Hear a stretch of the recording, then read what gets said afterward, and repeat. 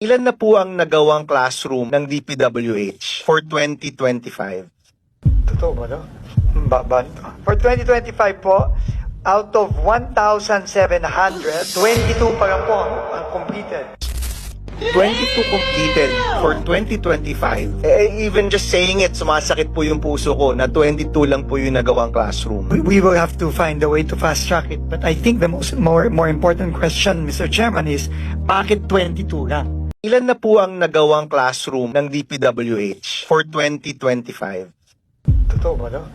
Baba nito. For 2025 po, out of 1,700, 22 pa lang po ang completed. 22 completed for 2025. Even just saying it, sumasakit po yung puso ko na 22 lang po yung nagawang classroom. We will have to find a way to fast track it. But I think the more important question, Mr. Chairman, is bakit 22 lang?